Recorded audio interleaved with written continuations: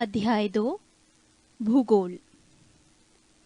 भूगोल के नामकरण एवं इस विषय को प्राथमिक स्तर पर व्यवस्थित स्वरूप प्रदान करने का श्रेय यूनान के निवासियों को जाता है। भूगोल शब्द को परिभाषित करने तथा पृथ्वी की परिधि निर्धारित करने के कारण यूनानी विद्वान इरेटोस्थेनिस को भूगोल का पिता कहा जाता है। एक्टियस ने अपनी पुस्तक पैराडाइज में सर्वप्रथम भौगोलिक तत्वों का क्रमबद्ध समावेश किया। इरेटोस्थेनिस ने भूगोल के लिए सर्वप्रथम जियोग्राफिका शब्द का प्रयोग किया। एनेक्सिमेंडर प्रथम व्यक्ति था जिसने विश्व का मानचित्र मापक पर बनाया। अध्ययन के लिए स्वतंत्र विषय के रूप में भूगोल को 19वीं शताब्दी में ही मान्यता मिली। 20वीं शताब्दी के आरंभ में भूगोल मनुष्य और पर्यावरण के पारस्परिक संबंधों के अध्ययन के रूप में विकसित हुआ। इसकी दो विचारधाराएं थीं, एक संभववाद, दो निश्चयवाद। एक संभववाद, इसके अनुसार मनुष्य अपने पर्यावरण में परिवर्तन करने में समर्थ है तथा वो प्रकृति प्रदत्त अनेक संभावनाओं को अपनी इच्छा के अनुसार उपयोग कर सकता है। इस विचारधारा के समर्थक हैं भूगोलवेत्ता चार्ल्स डी ला ब्लाश और फ्रेब्वे। दो निश्चयवाद, इसके अनुसार मनुष्य के सारे काम पर्यावरण द्वारा निर्धारित होते हैं, अतः मनुष्य को स्वेच्छापूर्वक कुछ करने की स्वतंत्रता कम है। इस विचारधारा के प्रमुख समर्थक हैं भूगोलवेत्ता रिटर, रेडजेल और इसी लंगटन। भूगोल की कुछ परिभाषाएं। एक, भूगोल एक ऐसा स्वतंत्र विषय है जिसका उद्देश्य लोगों को विश्व, आकाशीय पिंडों, स्थल, महासागरों, जीव जंतुओं, वनस्पति, फलों तथा भूधरातल के क्षेत्रों में देखी जाने वाली प्रत्येक अन्य वस्तु का ज्ञान प्राप्त कराना है। स्ट्रेबो। 2, भूगोल पृथ्वी की झलक को स्वर्ग में देखने वाला आभामय विज्ञान है। क्लैडियस टॉलेमी। 3, भूगोल वो विज्ञान है जिसमें पृथ्वी को स्वतंत्र ग्रह के रूप में मान्यता देते हुए उसके समस्त लक्षणों, घटनाओं एवं उसके अंतः संबंध का अध्ययन किया जाता है। Karl Ritter. 4, भूगोल में पृथ्वी के उस भाग का अध्ययन किया जाता है जो मानव के रहने का स्थान है। Arthur Holmes.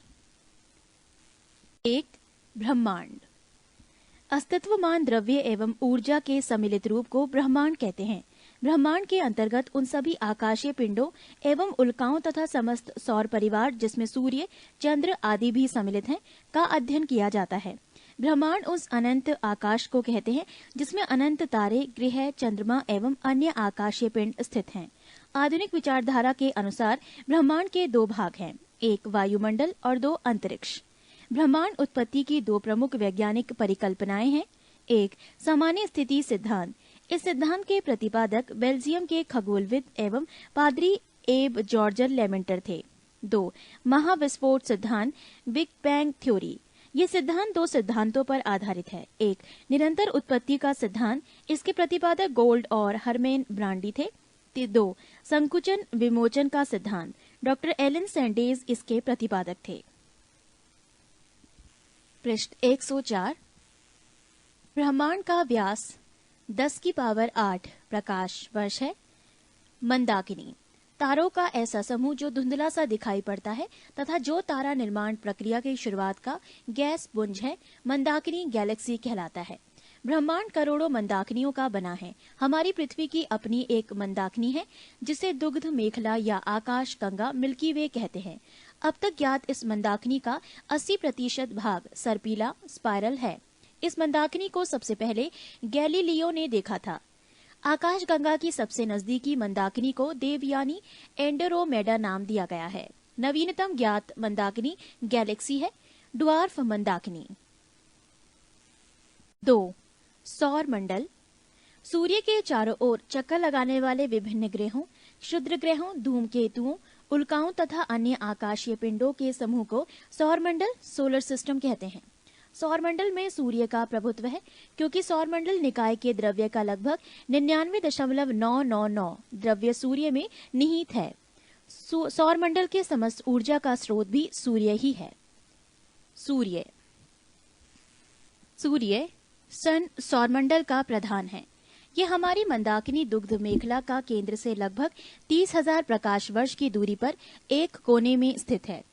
ये दुग्ध मेखला मंदाकिनी के केंद्र के चारों ओर 250 किलोमीटर प्रति सेकंड की गति से परिक्रमा कर रहा है। इसका परिक्रमण काल दुग्ध मेखला के केंद्र के चारों ओर एक बार घूमने में लगा समय 25 करोड़ वर्ष है। जिसे ब्रह्मांड वर्ष कॉस्मोस ईयर कहते हैं। सूर्य अपने अक्ष पर पूर्व से पश्चिम की ओर घूमता है। इसका मध्य भाग 25 दिनों में व ध्रुवीय भाग 35 दिनों में एक घूर्णन करता है।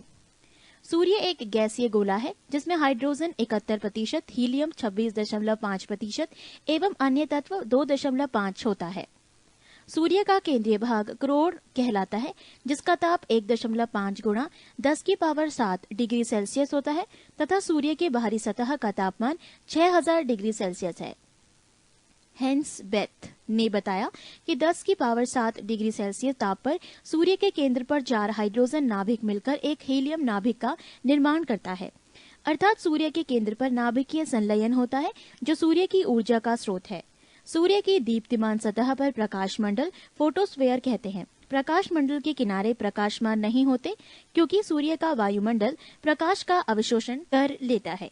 इसे वर्णमंडल क्रोमोस्फेयर कहते हैं। ये लाल रंग का होता है। पृष्ठ 105। सूर्य ग्रहण के समय सूर्य के दिखाई देने वाले भाग को सूर्य किरीट और कोरोना कहते हैं। सूर्य किरीट एक्स रेज उत्सर्जित करता है। इसे सूर्य का मुकुट कहा जाता है। पूर्ण सूर्य ग्रहण के समय सूर्य किरीट से प्रकाश की प्राप्ति होती है। सूर्य की उम्र 5 बिलियन वर्ष है। भविष्य में सूर्य द्वारा ऊर्जा देते रहने का समय 10⁻11 वर्ष है। सूर्य के प्रकाश को पृथ्वी तक पहुंचने में 8 मिनट 16.6 सेकंड का समय लगता है। सौर ज्वाला को उत्तरी ध्रुव पर ऑरोरा बोरिलियस और दक्षिणी ध्रुव पर ऑरोरा ऑस्ट्रेलियस कहते हैं। सूर्य के धब्बे चलते हुए गैसों के खोल का तापमान आसपास के तापमान से 1500 डिग्री सेल्सियस कम होता है। सूर्य के धब्बों का एक पूरा चक्र 22 वर्षों का होता है। पहले 11 वर्षों तक ये धब्बा बढ़ता है और बाद के 11 वर्षों तक ये धब्बा घटता है। जब सूर्य की सतह पर धब्बा दिखलाई पड़ता है उस समय पृथ्वी पर चुंबकीय झंझावात मैग्नेटिक स्टॉर्म्स उत्पन्न होते हैं। इससे चुंबकीय सुई की दिशा बदल जाती है एवं रेडियो, टेलीविजन, बिजली चालित मशीन आदि में गड़बड़ी उत्पन्न हो जाती है। सूर्य का व्यास 13,92,000 किलोमीटर है, जो पृथ्वी के व्यास का लगभग 110 गुना है। सूर्य हमारी पृथ्वी से 13 लाख गुना बड़ा है और पृथ्वी को सूर्यताप का 2 अरबवां भाग मिलता है। सौर मंडल के पिंड। अंतर्राष्ट्रीय खगोल शास्त्रीय संघ एस्ट्रोनॉमिकल यूनियन IAU की प्राग सम्मेलन 2006 के अनुसार सौर मंडल में मौजूद पिंडों को 3 श्रेणियों में बांटा गया है। 1. परंपरागत ग्रह बुध, शुक्र, पृथ्वी, मंगल, बृहस्पति, शनि, अरुण एवं वरुण। 2. बौने ग्रह प्लूटो, चेरॉन, सेरस 2003 UB 313। 3. लघु सौरमंडलीय पिंड धूमकेतु, उपग्रह एवं अन्य छोटे खगोलीय पिंड। ग्रह वो खगोलीय पिंड हैं जो निम्न शर्तों को पूरा करता हो। 1. जो सूर्य के चारों ओर परिक्रमा करता हो। 2. उसमें पर्याप्त गुरुत्वाकर्षण बल हो जिससे वो गोल स्वरूप ग्रहण कर सके। 3. उसके आसपास का क्षेत्र साफ हो, यानी उसके आसपास अन्य खगोलीय पिंडों की भीड़भाड़ ना हो। ग्रहों की उपयुक्त परिभाषा INU की प्राग सम्मेलन अगस्त 2006 में तय की गई है। ग्रह की इस परिभाषा के आधार पर यम प्लूटो को ग्रह की श्रेणी से निकाल दिया गया। फलस्वरूप परंपरागत ग्रहों की संख्या 9 से घटकर 8 रह गई। यम को बौने ग्रह की श्रेणी में रखा गया है। ग्रहों को 2 भागों में विभाजित किया गया है। 1. पार्थिव या आंतरिक ग्रह टेरेस्ट्रियल और इनर प्लैनेट। बुध, शुक्र, पृथ्वी एवं मंगल को पार्थिव ग्रह कहा जाता है क्योंकि ये पृथ्वी के सदृश होते हैं। 3. बृहस्पतीय या बाह्य ग्रह जॉवेन और आउटर प्लैनेट। बृहस्पति, शनि, अरुण एवं वरुण को बृहस्पतीय ग्रह कहा जाता है। कुल 8 ग्रहों में से केवल 5 को नंगी आंखों से देखा जा सकता है, जो है बुध, शुक्र, शनि, बृहस्पति एवं मंगल। आकार के अनुसार ग्रहों का क्रम घटते क्रम में है। बृहस्पति, शनि, अरुण, वरुण, पृथ्वी, शुक्र, मंगल एवं बुध, अर्थात सबसे बड़ा ग्रह बृहस्पति एवं सबसे छोटा ग्रह बुध है। घनत्व के अनुसार ग्रहों का क्रम बढ़ते क्रम में है। शनि, यूरेनस, बृहस्पति, नेपच्यून, मंगल एवं शुक्र। शुक्र एवं अरुण, यूरेनस को छोड़कर अन्य सभी ग्रहों का घूर्णन एवं परिक्रमण की दिशा एक ही है। पृष्ठ 106। बुध, मरकरी। ये सूर्य का सबसे छोटा नजदीकी ग्रह है। ये सूर्य निकलने के 2 घंटा पहले दिखाई पड़ता है। ये सबसे छोटा ग्रह है जिसके पास कोई उपग्रह नहीं है। इसका सबसे विशिष्ट गुण है इसमें चुंबकीय क्षेत्र का होना। ये सूर्य की परिक्रमा सबसे कम समय में पूरी करता है। शुक्र वीनस, ये पृथ्वी का निकटतम ग्रह है। ये सबसे चमकीला एवं सबसे गर्म ग्रह है। इसे सांझ का तारा या भोर का तारा कहा जाता है। ये अन्य ग्रहों के विपरीत दक्षिणावर्त एंटी क्लॉकवाइज चक्रण करता है। इसे पृथ्वी का भगिनी ग्रह कहते हैं। ये घनत्व, आकार एवं व्यास में पृथ्वी के समान है। इसके पास कोई उपग्रह नहीं है। बृहस्पति जुपिटर, ये सौरमंडल का सबसे बड़ा ग्रह है। इसे अपनी धुरी पर चक्कर लगाने में 10 घंटा सबसे कम और सूर्य की परिक्रमा करने में 12 वर्ष लगते हैं। इसके उपग्रहों की संख्या 28 है, जिसमें गयानोमीड सबसे बड़ा उपग्रह है। ये पीले रंग का उपग्रह है। मंगल मार्स, इसे लाल ग्रह रेड प्लैनेट कहा जाता है। इसका रंग लाल आयरन ऑक्साइड के कारण है। यहाँ पृथ्वी के समान 2 ध्रुव हैं तथा इसका कक्षा तली 25 डिग्री के कोण पर झुका हुआ है, जिसके कारण यहाँ पृथ्वी के समान ऋतु परिवर्तन होता है। इसके दिन का मान एवं अक्ष का झुकाव पृथ्वी के समान है। यह अपनी धुरी पर 24 घंटे में एक बार पूरा चक्कर लगाता है। इसके 2 उपग्रह हैं, फोबोस और डीमोस। सूर्य की परिक्रमा करने में इसे 687 दिन लगते हैं। सौरमंडल का सबसे बड़ा ज्वालामुखी ओलिपस मेसी एवं सौरमंडल का सबसे ऊंचा पर्वत निक्स ओलंपिया, जो माउंट एवरेस्ट से 3 गुना अधिक ऊंचा है, इसी ग्रह पर स्थित है। शनि सैटर्न, ये आकार में दूसरा सबसे बड़ा ग्रह है। ये आकाश में पीले तारे के समान दिखाई पड़ता है। इसकी विशेषता है इसके तल के चारों ओर वलय का होना, मोटी प्रकाश वाली कुंडली। इसके उपग्रहों की संख्या 30 है, जो सबसे अधिक है। शनि का सबसे बड़ा उपग्रह टिटॉन है। यह आकार में बुध के बराबर है। फोबे नामक शनि का उपग्रह इसकी कक्षा में घूमने की विपरीत दिशा में परिक्रमा करता है। अरुण यूरेनस, यह आकार में तीसरा सबसे बड़ा ग्रह है। इसकी खोज 1781 ईस्वी में विलियम हर्शल द्वारा की गई है। इसके चारों ओर 9 वलयों में 5 वलयों का नाम अल्फा, बीटा, गामा, डेल्टा एवं इप्सिलॉन है। ये अपने अक्ष पर पूर्व से पश्चिम की ओर घूमता है, जबकि अन्य ग्रह पश्चिम से पूर्व की ओर घूमते हैं। पृष्ठ 107। यहाँ सूर्योदय पश्चिम की ओर एवं सूर्यास्त पूर्व की ओर होता है। यह अपनी धुरी पर सूर्य की ओर इतना झुका हुआ है कि लेटा हुआ सा दिखलाई पड़ता है, इसीलिए इसे लेटा हुआ ग्रह कहा जाता है। इसके सभी उपग्रह भी पृथ्वी की विपरीत दिशा में परिभ्रमण करते हैं। इसका तापमान 80 डिग्री सेल्सियस है। इसके 21 उपग्रह हैं, जिनमें एरियल तथा मिरांडा प्रमुख हैं। वरुण नेपच्यून, इसकी खोज 1846 ईस्वी में जर्मन खगोलज्ञ जहान गाले ने की है। नई खगोलीय व्यवस्था में ये सूर्य से सबसे दूर स्थित ग्रह है। ये हरे रंग का ग्रह है। इसके चारों ओर अति शीतल मीथेन का बादल छाया हुआ है। इसके 8 उपग्रह हैं, जिनमें टाइटन प्रमुख हैं। पृथ्वी अर्थ, ये आकार में 5वां सबसे बड़ा ग्रह है। ये सौरमंडल का एकमात्र ग्रह है जिस पर जीवन है। इसका विषुवतीय व्यास 12,756 किलोमीटर और ध्रुवीय व्यास 12,714 किलोमीटर है। पृथ्वी अपने अक्ष पर 23.1/2 डिग्री झुकी हुई है। यह अपने अक्ष पर पश्चिम से पूर्व 1610 किलोमीटर प्रति घंटा की चाल से 23 घंटे 56 मिनट और 4 सेकंड में एक पूरा चक्कर लगाती है। पृथ्वी की इस गति को घूर्णन या दैनिक गति कहते हैं। इस गति से दिन रात होते हैं। पृथ्वी को सूर्य की एक परिक्रमा पूरी करने में 365 दिन 5 घंटे 48 मिनट 46 सेकंड, लगभग 365 दिन 6 घंटे का समय लगता है। सूर्य के चातुर्दिक पृथ्वी के इस परिक्रमा को पृथ्वी की वार्षिक गति अथवा परिक्रमण कहते हैं। पृथ्वी को सूर्य की एक परिक्रमा करने में लगे समय को सौर वर्ष कहा जाता है। प्रत्येक सौर वर्ष कैलेंडर वर्ष से लगभग 6 घंटा बढ़ जाता है, जिसे हर चौथे वर्ष में लीप वर्ष बनाकर समायोजित किया जाता है। लीप वर्ष 366 दिन का होता है, जिसके कारण फरवरी माह में 28 के स्थान पर 29 दिन होते हैं। पृथ्वी पर ऋतु परिवर्तन इसकी अक्ष पर झुके होने के कारण तथा सूर्य के सापेक्ष इसकी स्थिति में परिवर्तन यानी वार्षिक गति के कारण होती है। वार्षिक गति के कारण ही पृथ्वी पर दिन रात छोटा बड़ा होता है। आकार एवं बनावट की दृष्टि से पृथ्वी शुक्र के समान है। जल की उपस्थिति के कारण इसे नीला ग्रह भी कहा जाता है। इसका अक्ष इसकी कक्षा के सापेक्ष 66.5 डिग्री का कोण बनाता है। सूर्य के बाद पृथ्वी के सबसे निकट का तारा प्रॉक्सिमा सेंचुरी है, जो अल्फा सेंचुरी समूह का एक तारा है। ये पृथ्वी से 4.22 प्रकाश वर्ष दूर है। पृथ्वी का एकमात्र उपग्रह चंद्रमा है। नोट, 24 अगस्त 2006 को अंतर्राष्ट्रीय खगोल विज्ञानी संघ IAU की प्राग चेक गणराज्य बैठक में खगोल विज्ञानियों ने प्लूटो का ग्रह होने का दर्जा खत्म कर दिया, क्योंकि इसकी कक्षा वृत्ताकार नहीं है और ये वरुण ग्रह की कक्षा से होकर गुजरती है। नई खगोलीय व्यवस्था में प्लूटो को बौने ग्रह की श्रेणी में रखा गया है। चंद्रमा, मून। चंद्रमा की सतह और उसकी आंतरिक स्थिति का अध्ययन करने वाला विज्ञान सेलेनोलॉजी कहलाता है। पृष्ठ 108। इस पर धूल के मैदान को शांति सागर कहते हैं।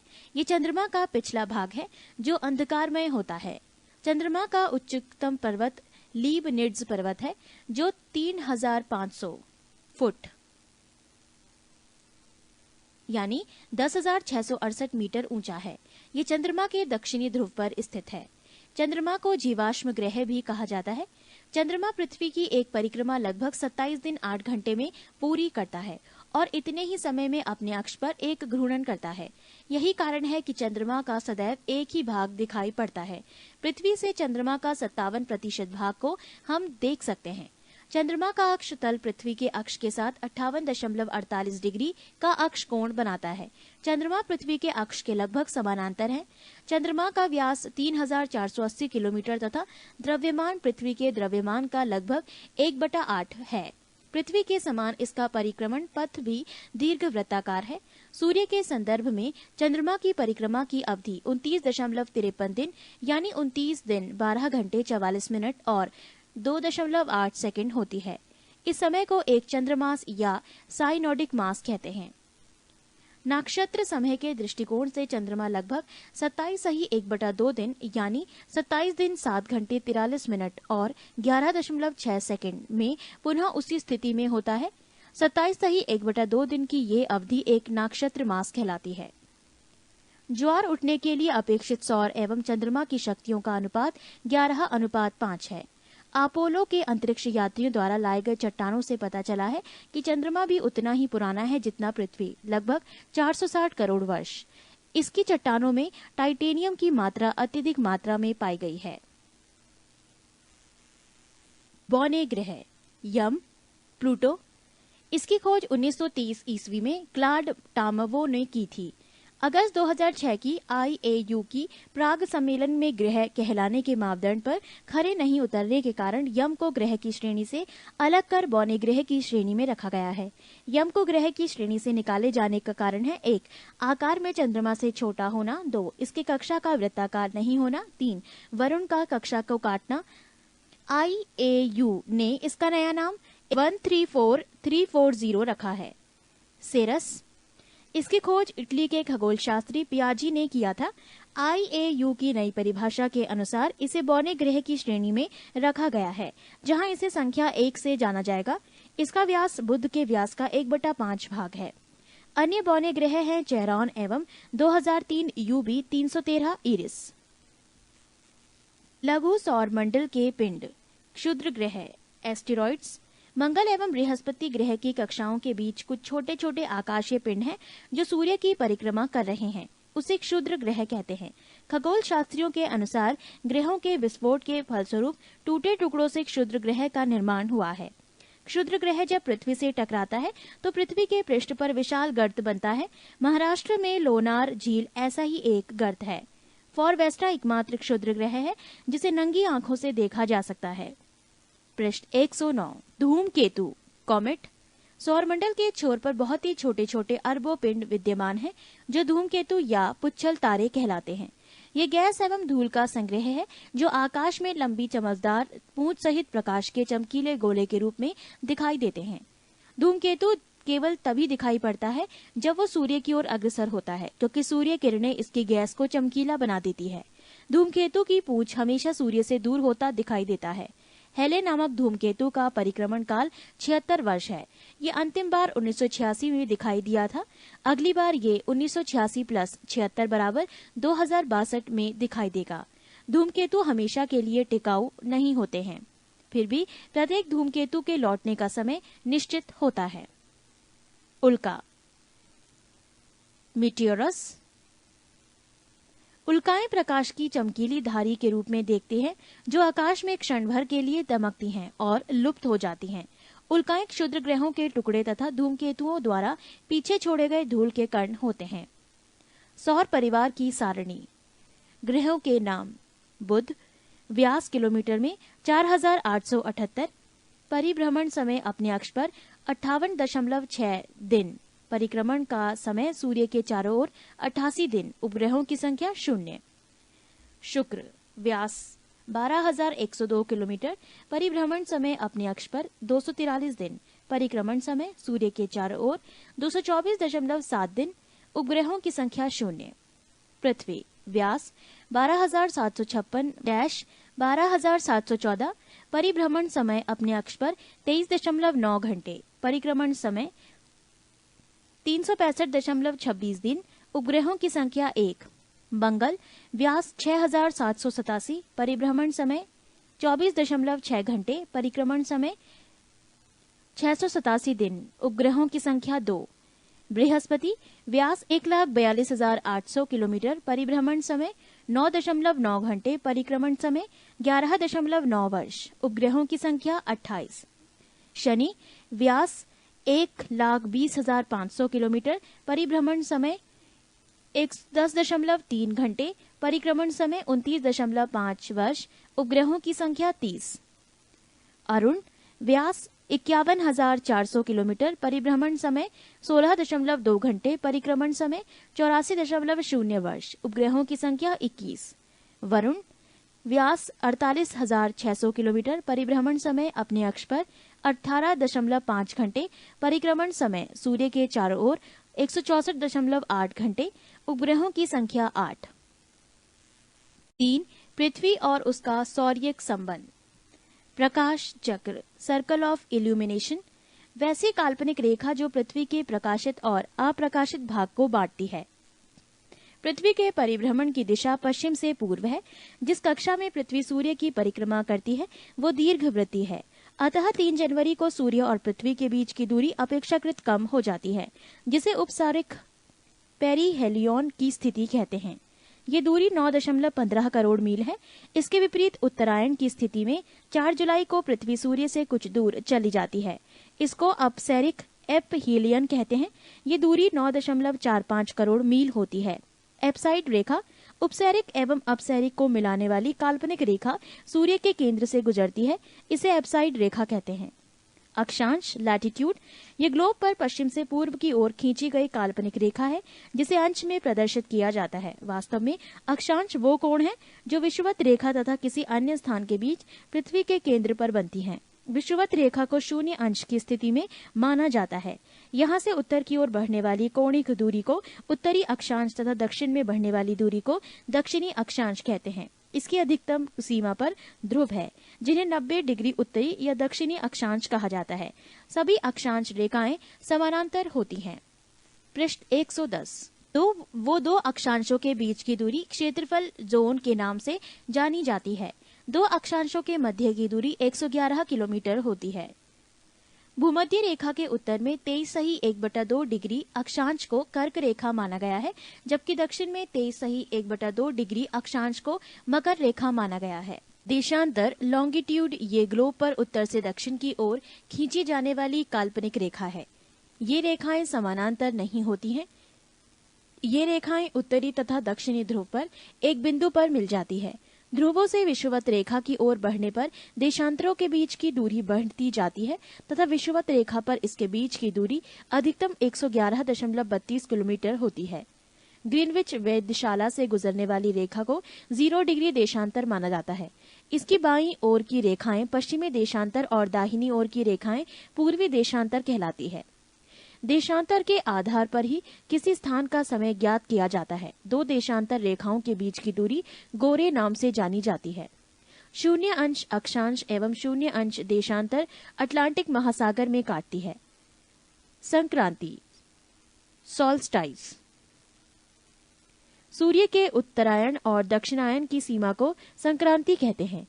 कर्क संक्रांति 21 जून को सूर्य कर्क रेखा कोष्ठक में 23.1/2 डिग्री नॉर्थ कोष्ठक समाप्त पर लंबवत होता है।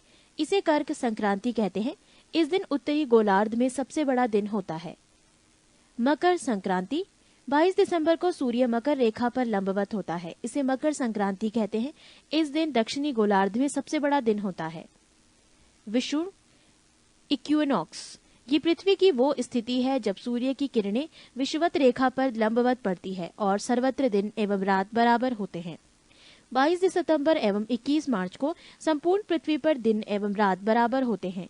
इसे क्रमशः शरद विष्णु ऑटोमैनल इक्विनॉक्स एवं बसंत विषुव वर्नल इक्विनॉक्स कहते हैं। सूर्य ग्रहण सोलर एक्लिप्सी, जब कभी दिन के समय पूर्व सूर्य एवं पृथ्वी के बीच में चंद्रमा के आ जाने से सूर्य की चमकती सतह चंद्रमा के कारण दिखाई नहीं पड़ने लगती है तो इस स्थिति को सूर्य ग्रहण कहते हैं। जब सूर्य का एक भाग छिप जाता है तो उसे आंशिक सूर्य ग्रहण, और जब पूरा सूर्य ही कुछ क्षणों के लिए छिप जाता है तो उसे पूर्ण सूर्य ग्रहण कहते हैं। पूर्ण सूर्य ग्रहण हमेशा अमावस्या न्यू मून को ही होता है। चंद्र ग्रहण ल्यूनियर एक्लिप्सी, जब सूर्य और चंद्रमा के बीच पृथ्वी आ जाता है तो सूर्य की पूरी रोशनी चंद्रमा पर नहीं पड़ती है। इसे चंद्र ग्रहण कहते हैं। चंद्र ग्रहण हमेशा पूर्णिमा फुल मून की रात्रि में ही होता है। प्रत्येक पूर्णिमा को चंद्र ग्रहण नहीं होता है क्योंकि चंद्रमा और पृथ्वी के कक्षा पथ ऑर्बिट पाथ में 5 डिग्री के अंतर होता है, जिसके कारण चंद्रमा कभी पृथ्वी के ऊपर से या नीचे से गुजर जाता है। एक वर्ष में अधिकतम 3 बार पृथ्वी के उप छाया क्षेत्र से चंद्रमा गुजरता है, तभी चंद्र ग्रहण लगता है। सूर्य ग्रहण के समान चंद्र ग्रहण भी आंशिक अथवा पूर्ण हो सकता है। समय का निर्धारण, एक देशांतर का अंतर होने पर समय में 4 मिनट का अंतर होता है। चूंकि पृथ्वी पश्चिम से पूरब की ओर घूमती है, फलतः पूरब की ओर बढ़ने पर प्रत्येक देशांतर का समय 4 मिनट बढ़ता जाता है तथा पश्चिमी जाने पर प्रत्येक देशांतर पर समय 4 मिनट घटता जाता है। अंतर्राष्ट्रीय तिथि रेखा 180 डिग्री देशांतर को अंतर्राष्ट्रीय तिथि रेखा कहते हैं। 1884 ईस्वी में वॉशिंगटन में संपन्न इंटरनेशनल मेरिडियन कॉन्फ्रेंस में 180वें यामियोत्तर को अंतर्राष्ट्रीय तिथि रेखा निर्धारित किया गया है। ऐसा इसलिए किया गया ताकि विभिन्न देशों के मध्य यात्रियों को कुछ स्थानों पर एक दिन का अंतर होने के कारण परेशानी न हो। अंतर्राष्ट्रीय तिथि रेखा आर्कटिक सागर, चुकी सागर, बेरिंग स्ट्रेट व प्रशांत महासागर से गुजरती है। ग्रीनविच मेरिडियन से गणना करते हुए इस रेखा 180वां यामियोत्तर के पूर्व वाले क्षेत्र एक दिन आगे होंगे, या दूसरे शब्दों में इस रेखा से पश्चिमी वाले क्षेत्रों से 12 घंटे आगे होंगे। पृष्ठ 111, जब कोई जलयान पश्चिमी दिशा में यात्रा करते हुए तिथि रेखा को पार करता है तो उसे एक दिन की हानि होती है, क्योंकि इस क्षेत्र में समय 12 घंटे पीछे चल रहा होता है, जैसे सोमवार के बाद रविवार आना। परंतु यदि जलयान पूर्व की यात्रा करते हुए तिथि रेखा को पार करता है तो एक दिन का लाभ होता है। जैसे यदि वो सोमवार को यात्रा प्रारंभ करता है तो तिथि रेखा पार करने पर नए क्षेत्र में बुधवार का दिन उसे प्राप्त होगा।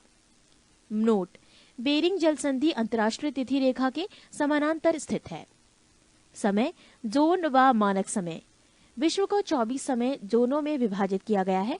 इन समय जोनों को ग्रीनविच मीन टाइम व मानक समय में 1 घंटे के अंतराल के आधार पर विभाजित किया गया है, अर्थात प्रत्येक जोन 15 डिग्री के बराबर होता है। ग्रीनविच यामियोत्तर 0 डिग्री देशांतर पर है, जो कि ग्रीनलैंड व नार्वोनियन सागर व ब्रिटेन, स्पेन, अल्जीरिया, फ्रांस, माले, बुर्किना फासो, घाना व दक्षिण अटलांटिक समुद्र से गुजरता है।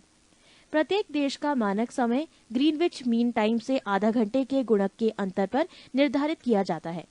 मानक समय स्वेच्छा से चयनित यामियोत्तर का स्थानीय समय होता है, जो एक विशिष्ट क्षेत्र या देश के लिए मानक समय निर्धारित करता है। भारत में 82.1/2 डिग्री पूर्वी देशांतर, जो इलाहाबाद के निकट मिर्जापुर से गुजरती है, के समय को मानक समय माना गया है।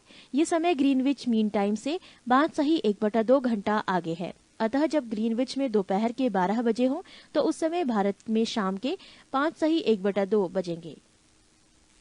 विषुवत रेखा इक्वेटर, पृथ्वी की मध्य सतह से होकर चली जाने वाली वो अक्षांश रेखा है जो उत्तरी और एवं दक्षिणी ध्रुव से बराबर दूरी पर होती है। ये 0 अंश की अक्षांश रेखा है। विषुवत रेखा के उत्तरी भाग को उत्तरी गोलार्ध और दक्षिणी भाग को दक्षिणी गोलार्ध कहते हैं। कटिबंध जोन, प्रत्येक गोलार्ध को ताप के आधार पर कई भागों में बांटा गया है। इन भागों को कटिबंध कहते हैं। ये निम्न है: 1. उष्ण कटिबंध ट्रॉपिकल जोन, विषुवत रेखा से 30 डिग्री उत्तर एवं 30 डिग्री दक्षिण का भाग यहाँ वर्ष में 2 बार सूर्य शीर्ष पर चमकता है। इस भाग का मौसम सदैव गर्म रहता है। 2. उपोष्ण कटिबंध सब ट्रॉपिकल जोन 30 डिग्री से 45 डिग्री उत्तरी एवं दक्षिणी अक्षांशों के बीच स्थित एक क्षेत्र जहाँ कुछ महीने ताप अधिक और कुछ महीने ताप कम रहता है। 3. शीतोष्ण कटिबंध टेम्परेट जोन 45 डिग्री से 66 डिग्री उत्तरी और दक्षिणी अक्षांशों के बीच का क्षेत्र। यहाँ सूर्य सिर के ऊपर कभी नहीं चमकता है, बल्कि उसकी किरणें तिरछी होती हैं, अतः यहाँ ताप हमेशा कम रहता है। 4. ध्रुवीय कटिबंध पोलर जोन 66 डिग्री से 90 डिग्री के मध्य स्थित क्षेत्र जहाँ ताप अत्यंत ही कम रहता है, जिसके फलस्वरूप वहाँ हमेशा बर्फ जमी रहती है।